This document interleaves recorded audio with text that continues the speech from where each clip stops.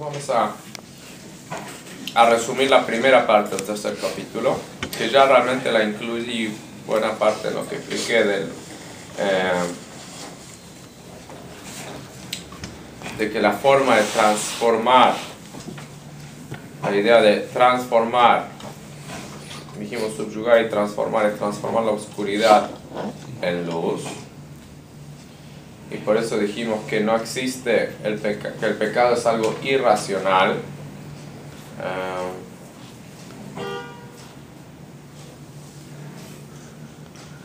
Explicamos todo eso. ¿Por qué explicamos que es irracional? Y si una persona analiza el beneficio del pecado y el daño, cómo se aleja de Dios a través del pecado, que es una consecuencia eterna, incalculable, y cómo el beneficio que uno tiene, que es un placer pasajero que no tiene ninguna trascendencia, nadie racionalmente puede llegar a pecar. ¿Por qué pecamos? Porque actuamos de forma irracional.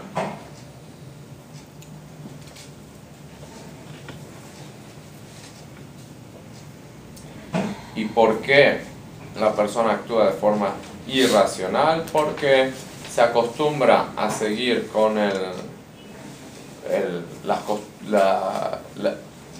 la filosofía del mundo, se enfoca demasiado en lo material, en el alma animal, y le crea una indiferencia hacia lo espiritual. Y termina actuando como un animal, que el animal carece de raciocinio. Un animal cuando va caminando no mira qué es lo que pisa y pisa indiscriminadamente todo lo que encuentra en el camino, porque es insensible si hay una piedra preciosa o algo frágil o una flor, él camina, no se fija. Entonces es la insensibilidad que llega al ser humano porque por la fortaleza de los deseos por lo material, que cómo se logra, de dónde sale esa fortaleza, porque uno la alimenta, como explicamos la vez pasada, cuando uno más alimenta a un animal, más fuerte se vuelve. Ok, sí, habíamos terminado el tercer capítulo. Gracias. Pues comenzamos ahora el cuarto. ¿Está todo claro el resumen? Ok. Entonces, vamos a analizar un poquito más profundamente este asunto de que el alma animal cubre al alma divina. Y dijimos, esto se llama Ruach Shtut, espíritu de tontería, que cubre la luz de la verdad, que lo material cubre la divinidad. No puede cubrir el alma divina que hay dentro de la persona porque es demasiado poderosa, pero la incapacita, cubre los atributos o los poderes del alma divina para que no pueda manifestarse. Hay un versículo que dice Jacob Hevel Nachalato. Jacob es una soga de su heredad. ¿Qué quiere decir? ¿Por qué se llama una soga? ¿Cuál es la diferencia entre una soga y un hilo? La soga es compuesta. La soga está compuesta por muchos hilos. Entonces, la soga que une a Jacob con Dios está compuesta de 613 hilos que son las mitzvot. El alma misma es como se conecta, es la soga esta, que une a la persona con Dios. Entonces, cuando el alma cuenta con sus 613 hilos, entonces la unión con Dios es poderosa. Los 613 canales o conductos de energía lo conectan a la persona con Dios. Y eso es lo que dice el Talmud en Sanedrín, que la persona debe decir Bishvilini Braolam, para mí fue creado el mundo. No leas Olam, sino, sabemos que el origen de la palabra Olam es Elem. Elem quiere decir ocultamiento. Y el ocultamiento que hay en el mundo, Dios lo creó para mí. ¿Qué quiere decir? Que Dios se esconde en el mundo para que nosotros lo encontremos, para que nosotros purifiquemos y elevamos al mundo. Y la persona tiene la imagen de, como espiritualmente así como físicamente, 248 partes o articulaciones del cuerpo y 365 venas o arterias que representan las mitzvot positivas y negativas, que cuando la persona las cumple tiene la figura del ser humano. Cada mitzvah que falta, le falta, la persona es menos humano, le falta un dedo, le falta el pie, etc. El alma entonces tiene 613 poderes que dependen de las 613 mitzvot. Y esa es la soga, el alma misma, las mitzvot mismas que lo unen a la persona con Dios. Y así como una soga, si uno la tiene una parte atada en un lugar muy alto y una muy bajo, une y afecta. Si uno jala abajo también se siente arriba, hay una unión, no importa cuán larga sea la soga. Del mismo modo es con el alma, que la parte de arriba está unida con Dios, con la letra Hei última del nombre de Dios, Yud Hei Vav Hei, y la otra está atada, unida con el ser humano, de que el alma que está dentro de un cuerpo material. Y por eso utiliza el nombre Jacob, que Jacob indica la manifestación baja de Israel. O sea, Jacob quiere decir Eker, quiere decir talón, a diferencia de Israel, que explicamos quiere decir cabeza. Que el alma está unida desde la persona, desde la luz de la Hei, del nombre de Dios, la soga llega hasta la Kev, hasta lo más bajo de la persona, o sea, la conexión con, ¿por qué? Porque las mitzvot precisamente son con todo el cuerpo, inclusive con los pies uno cumple las mitzvot. Entonces, esto es cuando la persona cumple las mitzvot, son 613 hilos que unen a la persona con Dios. Pero cuando la persona niega esa conexión, o cuando la persona transgrede una de las mitzvot, especialmente una de las mitzvot que el castigo es karet. ¿Qué quiere decir karet? Quiere decir cortar. Son las mismas letras en hebreo que en español. Kaf, Rash, Reish, Tet, CRT, karet, cortar.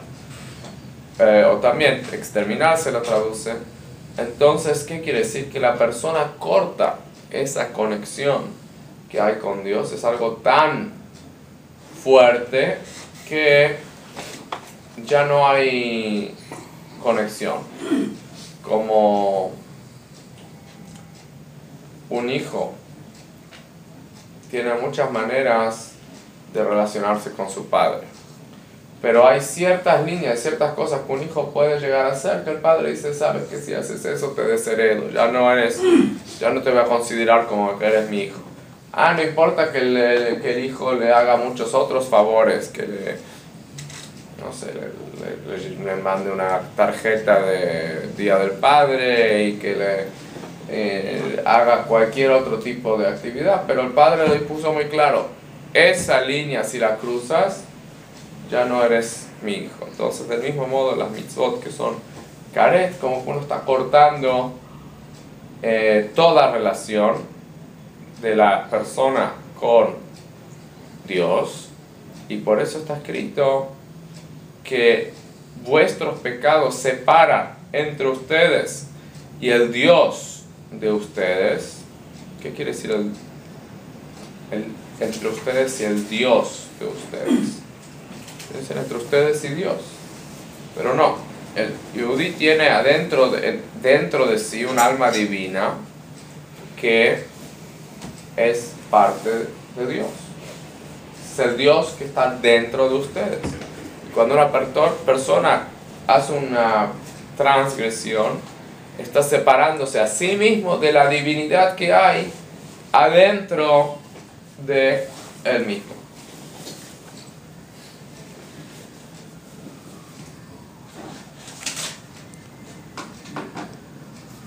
Entonces, el alma, como dijimos al principio, es demasiado poderosa y no hay forma de separarla de Dios porque es parte de Dios.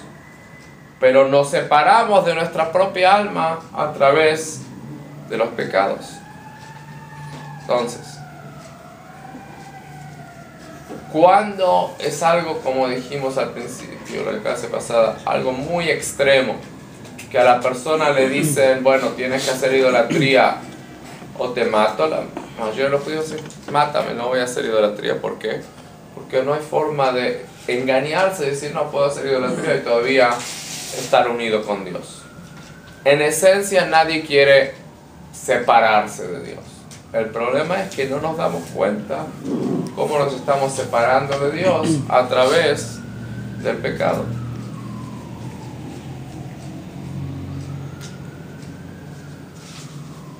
Entonces, la diferencia es que un pecado simple, por decirlo de una manera, es una cuerda que uno va cortando. Un pecado que tiene pena de caret es mucho más serio y se da cuenta que el corte es mucho más radical, que se corta toda la relación de una vez. Entonces, ahí la mayoría de la gente dice, alto, esto no quiero hacer. Ahora, en otro mamar se analiza la pregunta, bueno, si la persona transgredió el caret, ya se acabó, ya no hay forma de restituir, y se explica que no, que realmente no es una soga, sino que hay 3 juegos de sogas. Una es la que se puede cortar, hay una que nunca se puede cortar, y entonces no importa a donde uno llegue, siempre puede reactivar esa conexión. Pero el tema aquí es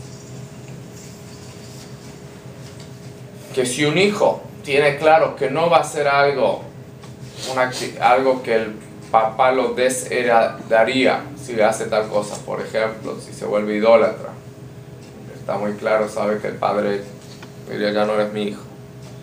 Entonces, ¿qué diferencia entre volverse idólatra y si el padre le pide una botella de agua y no llevársela? Es el mismo padre, el mismo hijo, la misma relación. En uno de las dos maneras está afectando, está cortando ese lazo. En un caso el papá lo hizo muy claro de que corta todo lazo, pero si es algo que uno no quiere, o sea, si uno quiere al papá y no quiere causarle tristeza, ¿qué diferencia hay si uno causa 100 de tristeza a 1 de tristeza?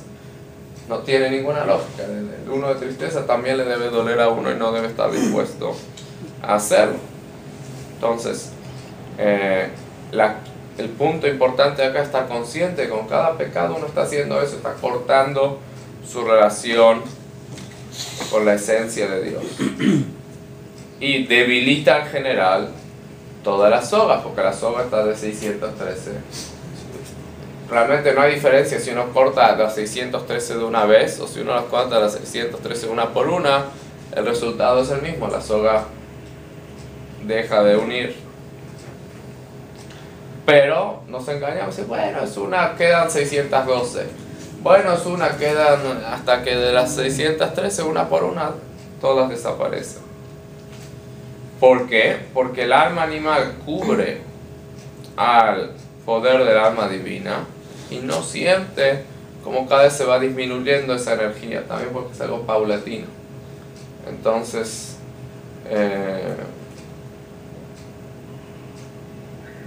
por ejemplo, si la persona fumaría un cigarro y el mismo día se moriría, yo con la mayoría de la gente no fumaría. Pero por cuanto que se va muriendo de a poquito y tarda muchos años hasta que se sienten los efectos, entonces mucha gente se engaña y dice, bueno, no le hace. O sea, pero realmente es lo mismo. Entonces, es la irracionalidad, el espíritu de tontería, de la impureza que cubre la verdad y cubre la luz. Y la persona va descendiendo de una profundidad a otra hasta que llega a hacer un pecado serio. Y así es la forma que trabaja el Yetzer Hara. Por ejemplo, si una persona le suena el reloj a las 6 de la mañana, nadie va a decir, bueno, voy a dormir hasta las 7:30. Pero cuando suena, uno le aprieta el botón ese inventado por el Yetzer Hara que se llama el snooze button, y dice, bueno, 9 minutos más. Y después, bueno, 9 minutos más. Y 9 minutos más, y así se le hacen las 7:30. ¿Por qué? Porque son 9 minutos por vez. Racionalmente, si alguien le diría, oye, ¿prefieres levantarte de 7:30 en vez de las 6? Diría, de ningún modo, claro que no, tengo que levantar a las 6. Pero bueno, 6:09, 6:18. Y así, gradualmente, la persona va yendo, como dice, de ir descendiendo gradualmente, llevado por ese espíritu de tontería, de irracionalidad, hasta que termina haciendo algo serio.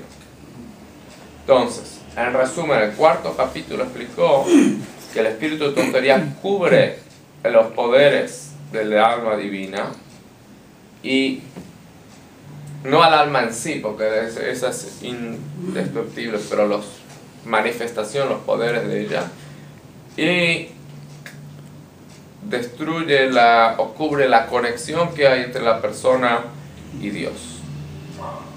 Este es un capítulo corto, el capítulo 4. ¿Alguna pregunta?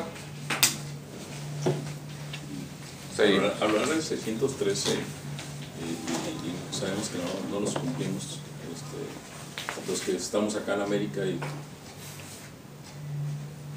cualquier que de los que debemos de cumplir sería esto, ¿no? Nos afectaría cortarlo. Bueno, todos se pueden cumplir. Todos se pueden cumplir. Pero lo del Kohen Gadol, Unos en la práctica, otros con el estudio, con la meditación. Estuve en una boda en El Paso, y el rabino dijo algo muy interesante. Dice, por fin la novia conoció a la persona que estaba poniendo tefilín por ella todos estos años. Quiere decir, dice, sí, todas las mitzvot, todos las hacemos, pero no podemos todos hacerlas. Los hombres no encendemos la vela de Shabbat, las mujeres no ponen tefilín, pero nos complementamos, cada uno es media alma. Entonces, desde los 13 años que el novio está poniendo tefilín, no solo por él, sino por la otra mitad de su alma. Y la novia, desde los 3 años, está encendiendo las velas de Shabbat, no solo por ella, sino por quien iba a ser su novio y su esposo también. Dice, por fin hoy esas dos mitades se unen. Entonces, las mitzvot se pueden cumplir de muchas maneras. O sea, todos los judíos formamos una unidad entre todos. Entonces, cuando uno, así como uno no dice, hoy mi brazo izquierdo puso tefilín, sino dice, hoy yo puse tefilín. Del mismo modo se dice que todo el pueblo judío es como un cuerpo, una figura humana. Y algunos hacen algunos y otros, pero cuenta como que todo está hecho por la unidad. Para bien y para mal también. Si una persona deja de hacer algo, no solo se afecta a él. Cuando era niño, un maestro dio un ejemplo que se quedó grabado en mi memoria. Dice, como una persona que compra un boleto en un crucero y decide que él va a hacer un hoyo en su camarote. Dice, yo renté por una semana, este camarote es mío, puedo hacer lo que quiero. Nadie le importa lo que pasa en él, pero ¿qué pasa? Si él hace un hoyo en su camarote, entra agua e inunda todo el barco. Todos somos afectados, ¿no? Todos los seres humanos tenemos que estar conscientes que nuestras actividades afectan absolutamente a todos.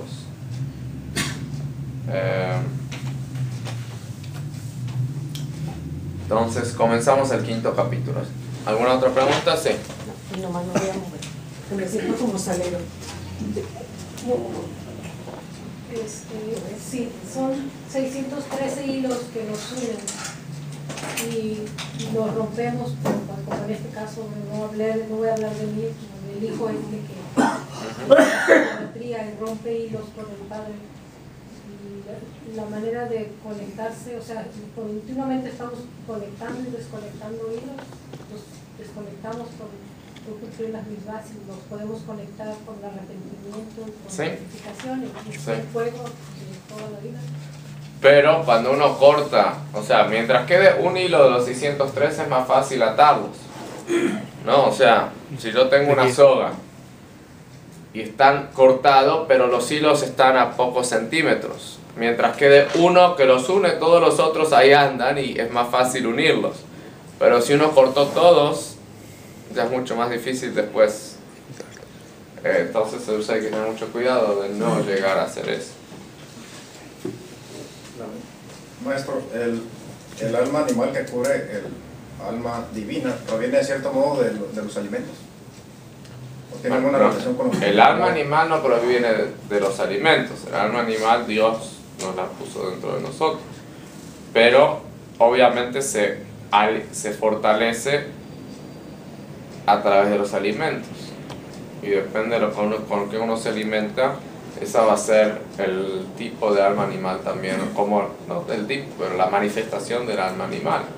Si una persona come alimentos puros, entonces va a tener un alma animal más controlada.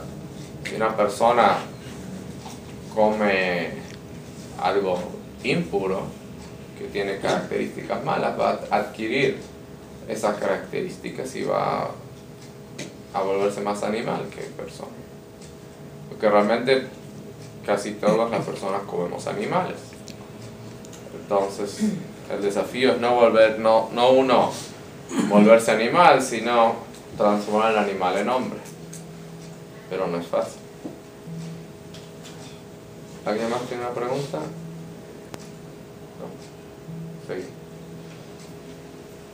Entonces, me había adelantado yo un poquito con esta explicación, pero hacia el mal, hacia la impureza.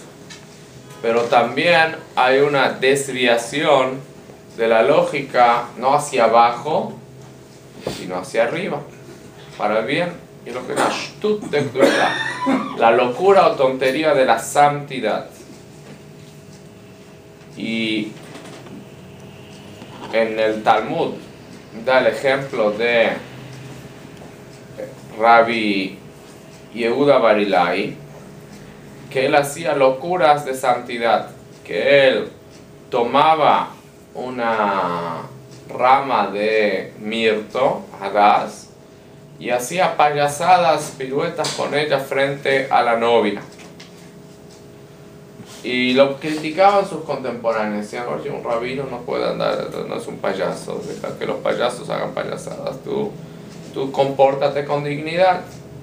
Pero el Talmud cuenta que había otros rabinos, que Rab Shmuel bar Rab Yitzhak bailaba con 3 ramas de mirto y las hacía malabarismos, las aventaba y las recibía.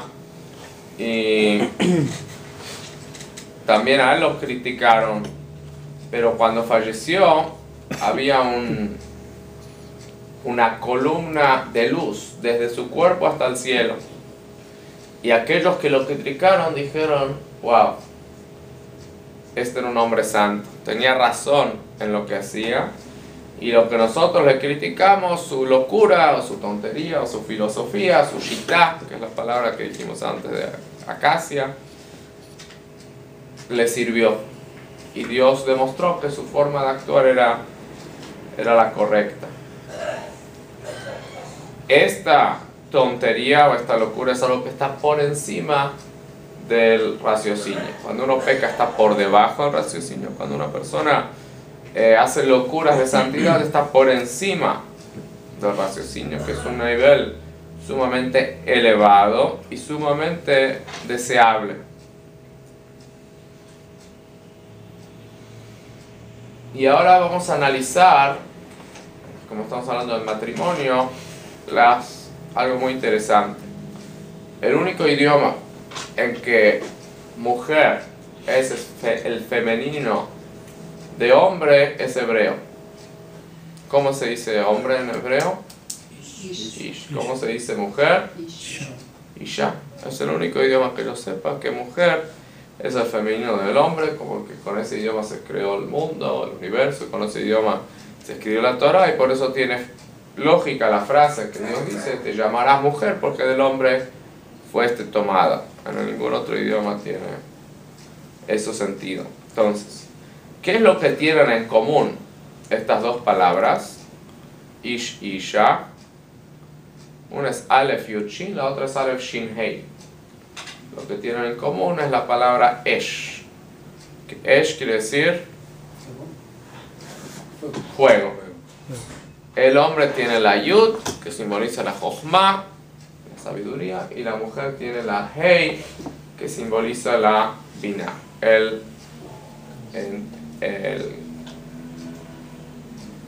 entendimiento, que son las cualidades masculinas y femeninas. Entonces, cuando el hombre y la mujer lo ponen a Dios como parte de su matrimonio, entonces el fuego está unido por el nombre de Dios. Ish y Isha, hombre y mujer, tienen santidad, tienen sabiduría, entendimiento, el nombre de Dios dentro de ellos, y se transforman, como decimos, las bendiciones del matrimonio Binyan Adiyad en un matrimonio eterno, que tiene consecuencias eternas, que tiene beneficio eterno, porque es un fuego de pasión que alimenta el amor entre ellos y se vuelve sumamente productivo. Es un nivel muy alto y juntos pueden recibir grandes revelaciones, y por eso, precisamente por ese fuego, es que cuando falleció Rav Shmuel, hubo una columna de fuego simbolizando, porque la pregunta es por qué Rav Zeira dijo tenía razón en hacer sus payasadas. Quizás salió la columna de fuego porque daba mucha tzedakah, o porque estudiaba mucha Torah, o porque otras cualidades tenía. No, pero el fuego está relacionado con el matrimonio, porque en toda relación hay fuego, hay pasión. La diferencia es cómo funciona esa pasión. Si esa pasión, si ese fuego está canalizado, está enfocado de forma positiva, entonces, como dice Binyan Adiyad, es algo, el matrimonio es eterno y alimenta un amor que sigue para siempre. Pero por otro lado, si el fuego no tiene a Dios, no tiene ni la sabiduría ni entendimiento, en la relación no está Dios, se transforma en un fuego desbocado, en un fuego incontrolable. ¿Qué es lo que hace el fuego? Cuando está desbocado, destruye absolutamente todo. La pasión esa se transforma en una pasión destructiva, es cuando vuelan platos y hay el opuesto de la armonía. Entonces, por eso es que el fuego, el matrimonio simboliza fuego. Y algo interesante, que el Talmud nos cuenta que hay 3 sueños que, si la persona tiene, significan armonía en el hogar. ¿Saben cuáles son las 3 cosas que, si uno sueña con ellos, va a haber armonía en el hogar? Un río, una cafetera y un ave. ¿Qué tienen en común estos 3? Nada, ¿no? ¿Qué tienen en común? Son 3 formas de unión. Un río, ¿para qué sirve un río? Un río une. Me tocó ver en Canadá como transportan madera los árboles en los ríos.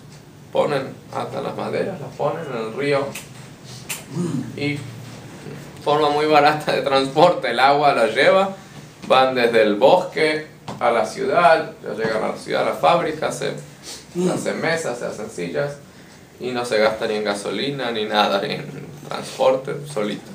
Entonces un río lo que hace es unir, a diferencia de un lago que también hay agua, pero no es una unión garantizada. Pero en un lugar está el bosque, en otro lugar la ciudad, y hay una conexión.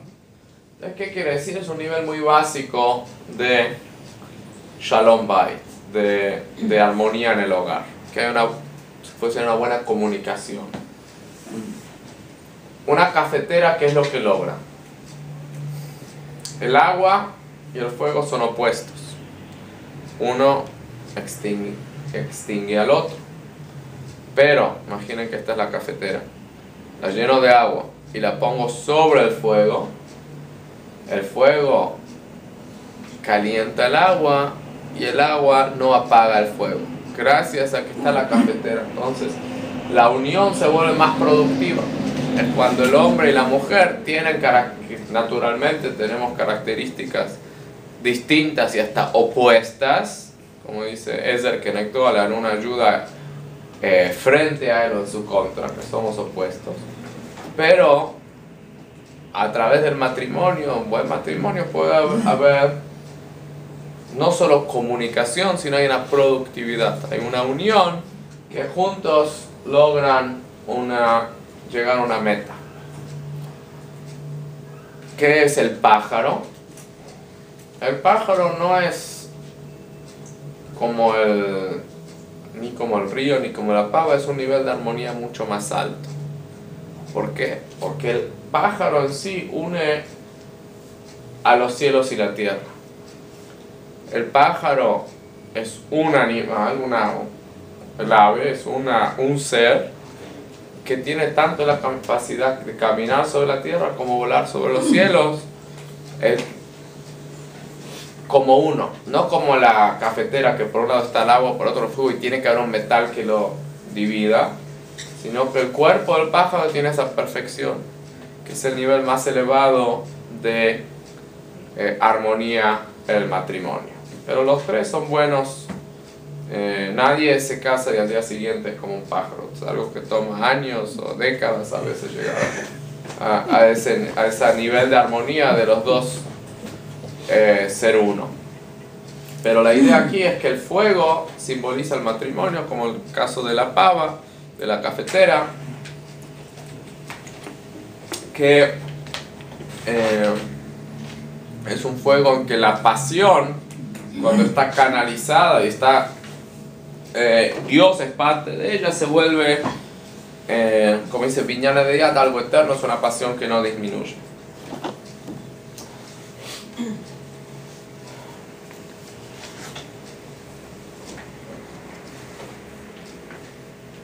Y el fuego que salía del cuerpo del rabí hacia el cielo representaba una gran revelación que únicamente se puede lograr cuando el hombre y la mujer se unen, como explicamos antes de las mitzvot, cómo nos complementan masculino y femenino.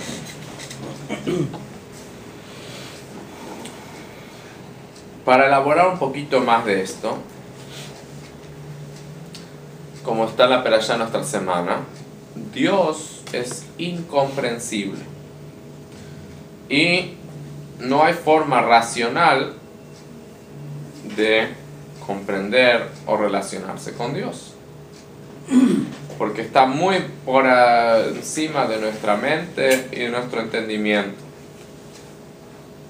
Como está escrito, el Zohar dice, no, ningún pensamiento puede tomar siquiera parte de él para nada, y todos somos totalmente tontos frente a Dios, como dijo el rey David, que soy ignorante y no sé, soy como un animal contigo, pero siempre estoy contigo. ¿Qué quiere decir? Que parte de estar con Dios es la realización de que somos como un animal o sea, mucho más la diferencia, pero cierto, a una gran escala, así como la diferencia que hay entre un animal y un ser humano, muchísimo más es entre el ser humano y Dios, pero que no tenemos una forma de conectarnos con Dios racionalmente, sino la mejor forma de relacionarnos con Dios es anularnos frente a su voluntad, anularnos por encima de la lógica. Y este nivel tan elevado, cuando uno se anula frente a Dios más allá de la lógica, se llama Shtut de Kedusha, la locura o tontería de la santidad. ¿Y quiénes logran este nivel?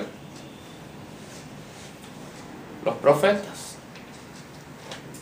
Porque encontramos que a los profetas se los llama Meshugá. ¿Qué quiere decir Meshugá? Loco, Meshugá. Que el momento en que el profeta recibe el mensaje divino, tiene que estar totalmente desarraigado de lo material y desarraigado de su propia mente y sus propias cualidades para anularse completamente con Dios, hasta el punto que se quitaban inclusive las ropas, como la historia de Shaul, que para profetizar se quitó también la ropa. ¿Por qué? Porque ¿de dónde vienen? ¿Por qué usamos ropa? Por el pecado del fruto del árbol del conocimiento, Dat. Y para conectarnos con Dios a un nivel muy elevado, tenemos que trascender eso, como Adán y Eva antes del pecado, que estaban desnudos y no les afectaba, no tenían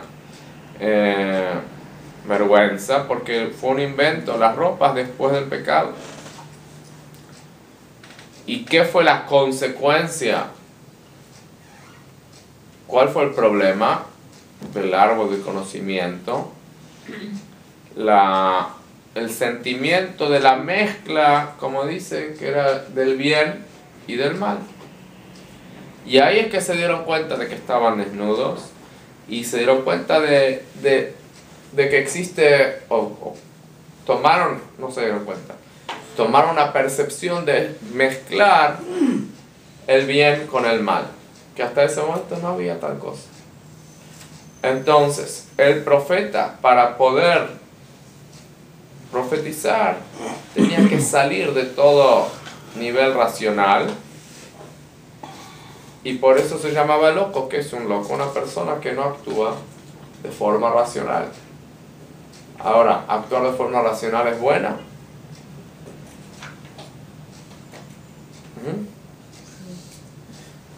¿Sí o no? No siempre. Los nazis eran gente racional.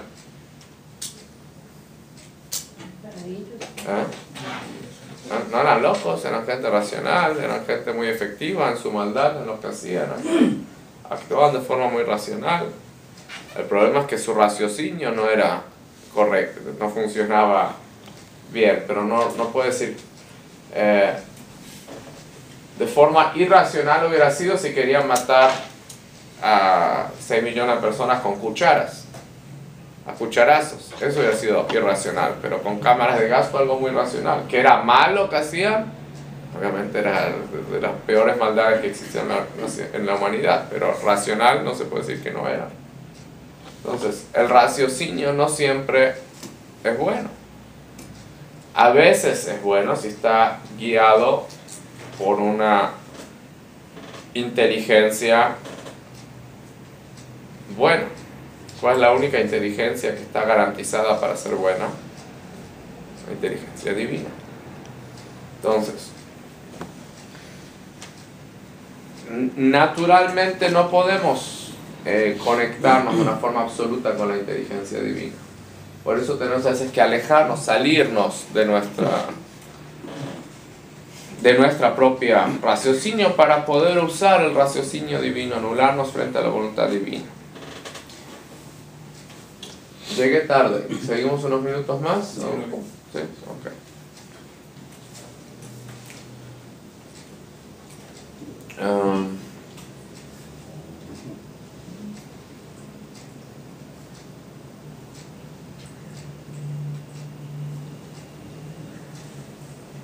Entonces el profeta se quitaba su ropa, se quitaba su propio sentimiento, su propio entendimiento, para anularse todos sus sentidos, todos sus poderes a Dios. Como escribe Maimónides, que uno de los principios del judaísmo es saber que hay un Dios que envía profecías a través de seres humanos. Y ¿sobre quién recaen las profecías? Sobre un profeta, una persona fuerte que conquista su yetzer hara, conquista su mal instinto. Y no su instinto, su alma animal, no lo gobierna de ninguna manera. Y Maimónides lo explica eso extensamente. Y por eso se llama esto tontería o locura, porque es desviarse de el raciocinio propio, el raciocinio humano, para conectarse con el raciocinio divino, más allá de la lógica racional. Y por eso en el templo el trabajo era transformar la oscuridad en luz hasta la que oscuridad misma ilumine. Quiere decir que la tontería de la impureza se transforma en una tontería de pureza. Como el ejemplo que dimos en otra ocasión, si una persona tiene la costumbre de quedarse toda la noche, se ponga en su actividad favorita en el internet, mirando la novela, leyendo el periódico, puede decir, bueno, hoy me voy a quedar, ahora a partir de aquí toda la noche estudiando Torah. Eso lo transformó la locura, la tontería del mal en una tontería del bien. Y por eso el templo, que tenía esa función iluminar el mundo, estaba hecho de madera de acacia, shittim, que simboliza esa elevación del raciocinio, de transformarlo a algo que está por debajo del raciocinio, algo que está por encima del raciocinio. Por eso dice, de azul y mikdash shahanti betoham, me harán un santuario y moraré dentro de ellos, dentro de cada uno. Cuando cada persona transforma su obscuridad en luz, refina su parte del mundo y cambia lo que está por debajo del raciocinio hacia lo que está por encima del raciocinio, ¿qué quiere decir? Que cambia lo que es el racional del mundo, que el mundo así acostumbra, que así es como funciona el mundo. Y él decide, no tengo que servir como todo el mundo hace, yo puedo pensar de mi forma independiente, puedo hacer las cosas de acuerdo a la Torah. Entonces, eso es una muy buena forma de servir a Dios. Por ejemplo, en el mundo es normal que una persona se va a dormir y duerme toda la noche. Nadie se levanta a medianoche para hacer una actividad y vuelve a dormir. Pero hay mucha gente que hace Tikkun Chatzot, que eso es lo que hace, que se levanta a la medianoche de noche para servir a Dios. Es algo que en la lógica humana no cabe, dice, rezar a Dios antes de ir a dormir, rezar a Dios cuando te despiertas. ¿Para qué tienes que interrumpir tu sueño para rezar a Dios? Entonces, cuando una persona cambia eso, los tiempos de comida o los tiempos de dormir o lo que el mundo considera que es lo normal, la persona lo cambia, pero para hacer algo por encima de lo racional, de la normalidad del mundo, está uniéndose con Dios de una forma muy fuerte, muy fuerte.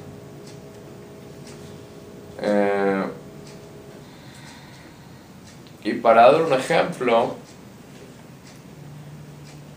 la gente sabe que su tiempo que tiene que trabajar es tiempo de trabajo y uno no hace otras actividades en ese tiempo. Pero muchas veces uno hace citas para ir al doctor, para otras cosas en el tiempo del estudio de Torah, o en el tiempo del rezo, en tiempos que no debería, que por definición son mucho más santos, pero la gente dice, no, el trabajo es algo que no puedo tocar, es como la prioridad número 1. Y después, o el día de descanso, lo que sea, lo primero muchas veces que va es lo espiritual. Y eso es lo que hay que cambiar precisamente. Que el tiempo del rezo de la Torah es algo que no se toca. Y los otros tiempos es lo que debemos analizar, si realmente es lógico, si realmente es racional, o uno puede hacer distinto, uno puede funcionar de otra manera. Como no fue una persona que el Rebbe Lubavitch dijo, sabes que no hace falta que trabajes 8 horas, todos los días trabajas 4 horas. Mucha gente diría, oye, apenas la hago con 8 horas al día, ¿cómo voy a trabajar mediodía? Pero el señor, que tenía mucha fe en el Rebbe, dije, ok, y dejó de trabajar mediodía se pasaba estudiando en la sinagoga, rezando, enseñando, y las 4 horas que trabajaba les fue muchísimo mejor que lo que le dije antes, trabajando 8 horas. ¿Es lógico eso? No es lógico, pero así uno debe cuestionarse, dice el Rebbe anterior en su Mahamar, lo que el mundo considera que es obligatorio, y buscar la forma de conectarse con Dios, usar la lógica divina, no la lógica humana. ¿Por qué? Porque el tiempo es lo único que nosotros no controlamos. Como dice el Midrash Rabbah, que la persona no controla su tiempo y no puede decirle al ángel de la muerte, espérame hasta que haga mis cosas y escriba mi testamento y arregle las cosas en mi casa, porque no controlamos nosotros el tiempo.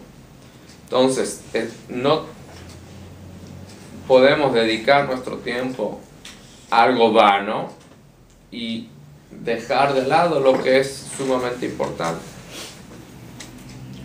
La misión para la cual nuestra alma bajó al mundo, que mucha gente se olvida de eso absolutamente. ¿Por qué? Porque el espíritu de tontería cubre a la verdad y mucha gente no se pregunta para qué está en el mundo, o si sabe para qué está en el mundo no se enfoca mucho en cumplir con esa misión.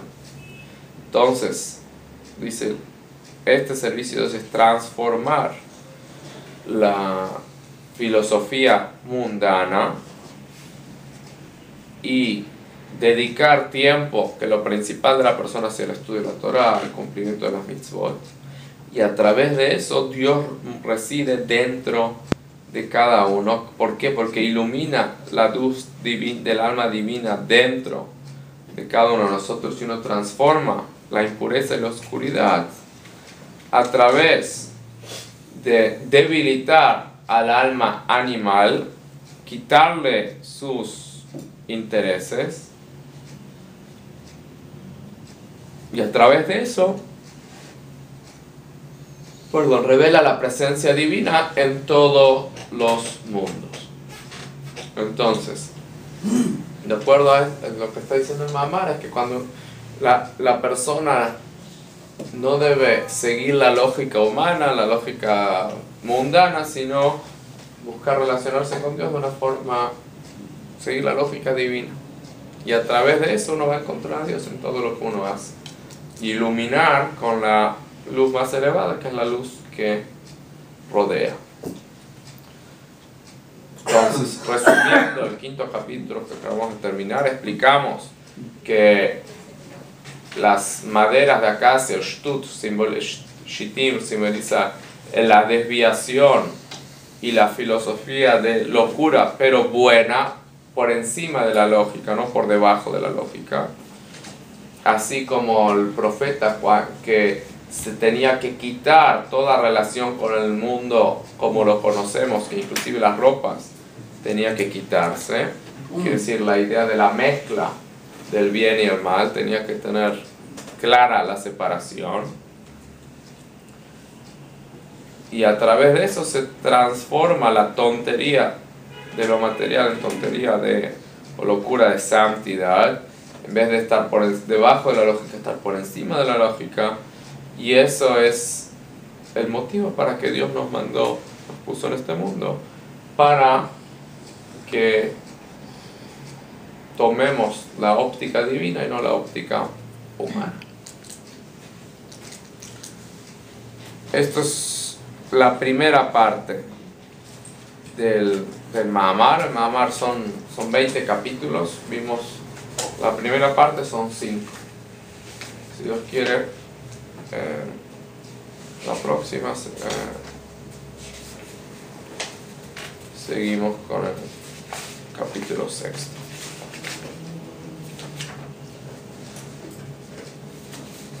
¿Alguna pregunta? ¿Sí? La locura de la santidad. Los niños, cuando eres niño, ¿tienes algún nivel de...? Puedes tenerlo. Depende de cómo te educan y cómo te enseñan y cómo te encaminan. Claro que sí. Ahí. Pero como, no sé, como la inocencia de los niños, ¿tiene que ver con eso o eso es otra cosa? No tiene nada que ver con la inocencia. Pero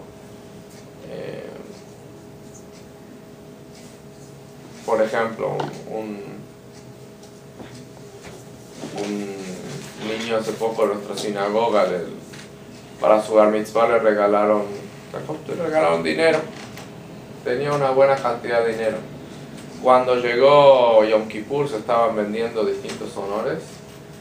Se gastó casi todo su dinero comprando el honor de abrir el arca para Neilá.